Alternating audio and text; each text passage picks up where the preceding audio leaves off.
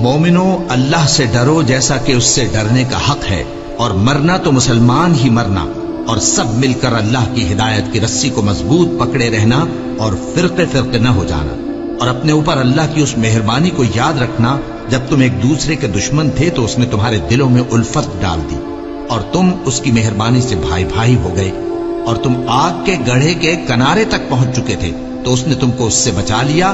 اس طرح اللہ تم کو اپنی آیتیں کھول کھول کر سناتا ہے تاکہ تم راہ راست پر رہو۔ جن لوگوں نے اپنے دین کے حصے بکھرے کر لیے اور خود بھی کئی کئی فرقے ہو گئے، ان سے تم کو کچھ کام نہیں، ان کا کام اللہ کے حوالے، پھر جو کچھ وہ کرتے رہے ہیں وہ ان کو سب بتائے گا۔ اور نہ ان لوگوں میں ہونا جنہوں نے اپنے دین کو ٹکڑے ٹکڑے کر دیا اور خود بھی فرقے فرقے ہو گئے۔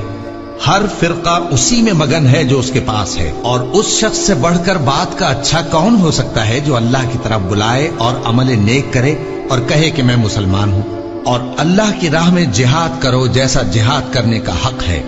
اس نے تم کو منتخب کیا ہے اور تم پر دین کی کسی بات میں تنگی نہیں کی، اور تمہارے لیے تمہارے باپ ابراہیم کا دین پسند کیا، اسی اللہ نے پہلے یعنی پہلی کتابوں میں تمہارا نام مسلم رکھا تھا، اور اس کتاب میں بھی وہی نام رکھا ہے۔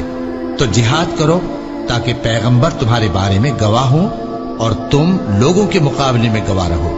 سو مسلمانوں، نماز قائم کرو اور زکوٰۃ دو اور اللہ کے دین کی رسی کو پکڑے رہو، وہی تمہارا دوست ہے۔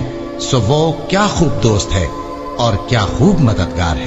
اور جو میری نصیحت سے منہ پھیرے گا اس کی زندگی تنگ ہو جائے گی، اور قیامت کو ہم اسے اندھا کر کے اٹھائیں گے۔ وہ کہے گا کہ میرے پروردگار، تو نے مجھے اندھا کر کے کیوں اٹھایا؟ میں تو دیکھتا بھالتا تھا۔